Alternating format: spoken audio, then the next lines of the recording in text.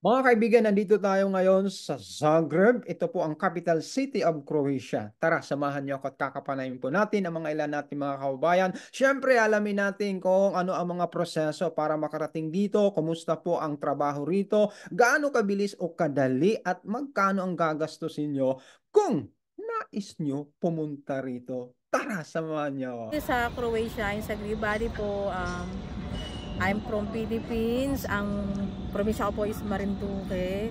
So actually po, galing po ako ng Dubai.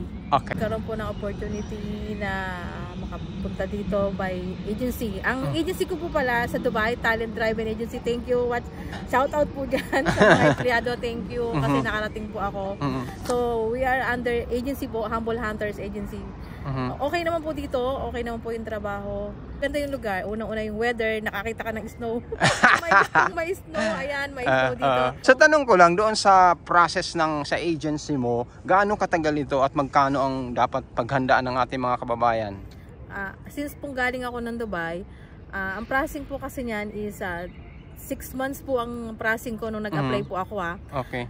Tapos po, ang agency na po magbibigay sa inyo ng mga requirements. So, kinakailangan po pag galing kayo ng cross country, kinakailangan within 2 years kang resident sa bansa. Hindi pwede yung tourist visa ka, papunta ka dito. Kailangan residency ka, maximum 2 years po. So more information sa agency po kayo makakakuha ng complete requirements how to punta dito sa Croatia. And then po sa money po kasi nagastos ko po kasi is at 9,500 plus including na po lahat doon yung ticket. So lahat na po yon, everything malinis na po yon. So hindi nakahiwalay na po yung pocket money at saka yung mga food po. So ready po tayo, mga 10,000, 10,500, okay na po yon, malinis na, safe ka na po yon. Pero at pag nandito naman po kayo, okay na kasi magbabawi naman yun talaga. Kasi malaki ang sweldo dito, kumusta? Ang basic po kasi dito 840. Okay. So now, kasi every year po tumataas ang sahod dito. Dumating po kasi ako 600, 700. Pero net na po noon 600 kasi galing po ako ng isla Pero ngayon po, after ng isla kasi seasonal natapos na po. Ano na po ako, nagpalipat po ako sa factory po. Which is 1 year contract po siya. Sa Calcedonia, shout out Calcedonia po sa Baresdin. Pagkatapos niyan, pwede ka lumipat? Opo. Hindi ka pauwiin? Hindi po pauwiin. Kasi po may TRC po tayo dito Kasi nga po, transient. legal tayo. Transient. Legal po tayo, legal tayo. Kasi mahirap po dito, walang paper. Kasi may na po policy dito sa kinakailangan po, may paper tayo dito. Kasi para po, kung gusto mo makalipat ng ibang trabaho, good yung easy lang yung pag-processing ng mga papers. Unlike sa mga sa illegal ba. So dito yung yung expenses dito kaya naman. Kaya naman po sir kasi yung food po kasi mahal kasi ko-convert mo sa Philippine money ang 1 euro equivalent of 60 pesos, 'di ba? Pero ang food naman kasi dito 1 euro, 2 euro, 3 euro. So kaya naman. Wala naman kasi mga fast food dito unlike sa Philippines. At saka mga shopping mall. So dito marami itong ukay-ukay. Yung euro, 2 euro, 3 euro. Renta ng bahay, kumusta? Kami po kasi, ang renta po kasi dito ng bahay, I hear kasi under agency ako, free lahat. Free accommodation? Free accommodation po, free wifi, free electric, free water, free service po yung company namin. So, clean na po yung namin yung net. Sweldo, okay. Teka. Tapos po yung may bayad po yung holiday dito. Tapos may bayad din po yung OT. Tapos sa company namin, kasi sa Calcedonia may mga incentives. So, yung sinasahod mong net, more than pa doon. Padala mo na lang sa atin. Padala po. Kaya malinis kung hindi ka magastos. Kasi dito naman, unlike nung nasa Dubai ako magastos kasi andyan yung very access yung mall. Alam mo yung mga Pilipino kasi mahilig sa shopping. mga shopping sa sale. Dito kasi, less ang mall dito. At saka mahal talaga kung i-convert mo sa euro. Tapos, sa'yo lang yan kung paano mag-budget. Kahit saan ka, di ba, pumunta? Kahit saan ka pumunta, kung marunong ka mag-budget at hindi ka magastos, malaki, maliit, kailangan marunong kang humawak ng pera para makaipon ka. Kasi, yan ang sakit natin Pinoy. Kailangan tipid tayo. Dito na tayo sa Europe. So, thank you. Thank you sa lahat. Kasi, una-una sa agency, Tsaka sa work ko. Shoutout sa Homebox Company. Thank you. I've been there for Sa Pilipinas ba? 6 years. Mayroong agency tayo. Baka gusto nila rin mula sa Pilipinas papunta rito. Sa agency po, ang I heard po, Human Link po. Human Link. Human Link. Search lang nila sa Facebook, mag-access nila yan. At saka po, pwede din kayong magtanong sa Filipinos in Croatia sa Facebook po. Pwede kayong mag-join sa group. At saka Filipinos Community in Croatia. For more info po. Ay, thank you. Kasi Thank I you. am under agency po from Dubai. Cross country po kasi ako eh. Oo. Marinduque pa siya ko to. Okay. Sa anak ko, hi Angel. Yung pangalan mo parang hindi nabanggit. Pangalan ko po, Marites Pantoja po ako. Marites. Oo. Yung kaibigan mo, halika rito, bumati ka na lang. Alright mga kaibigan. Mapalad tayo. Nakakilala tayo naman. Nakatira po ako sa province of Surigao del Norte. Pangarap ko talaga makapunta dito kasi alam ko maganda dito. Ginarap ko na yung opportunity. So kasawa ng Diyos, natanggap naman ako, nakarating dito. So ano? Natrabaho po ako bilang pharmaceutical company, machine operator. Okay Okay naman dito, masaya. Yung cost of living dito, mababa lang. Mababa lang. Okay. Masaya mga tao dito, maganda. Friendly, Oo. mababait sila. So ang adjustment mo dito, gaano kabilis? Dumating ako dito winter season, sobrang lamig talaga. So ilang taon ka rito? As for now, magpo 4 months pa lang ako dito. Bago lang. Yeah, bago pa lang.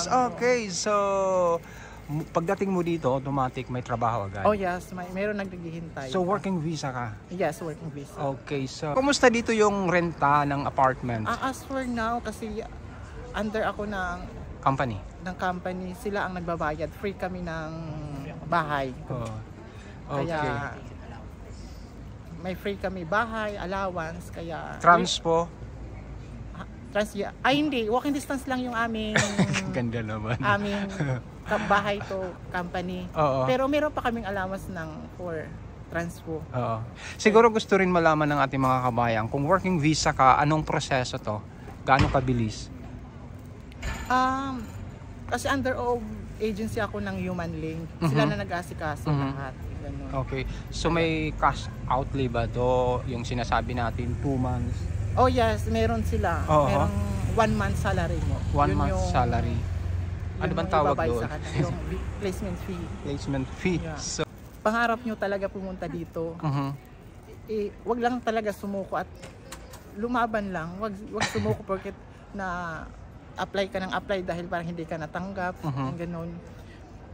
Pag binigay talaga ni Lord sa'yo, makakarating ka talaga dito. Kaya try lang hanggang sa matanggap, makarating dito. so for sa pharma, ano to, kailangan ng bachelor degree or? Ay hindi naman.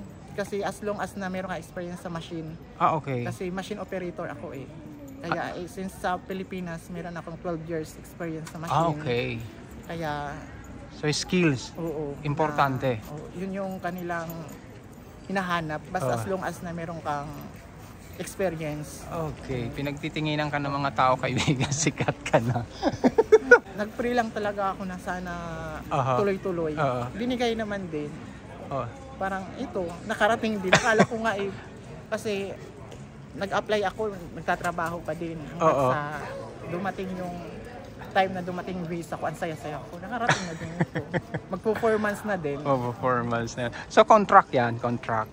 Yes, contract, 2 years. 2 years then pag magandang performance, di ba? Pwede, Pwede ka i-retain. mag-contract. Oo. may contract. Okay. So gustong kumontak sa'yo sa manunood ng ating channel, papaano ba natin sila mabigyan ng guidance? Tumaan sa agency, tapos kasi maraming talaga ngayon mga scammer eh. Huwag magpa-uto. Okay lang ba? Magkano ba minimum wage dito? May idea As kayo? for now, dito 800 euro na. 800? Yes. Per month? So 800 okay na yan. Yung Libre naman kami ng bahay, tapos yung cost of living diri ang baba lang talaga. Sobrang mahal.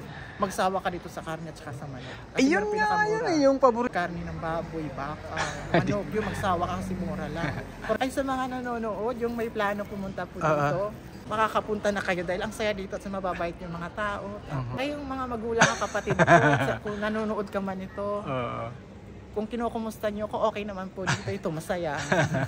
Shout out po, taga Tutisod, Cotabato. Hi. Ayun yan. Saan tayo sa Pinas?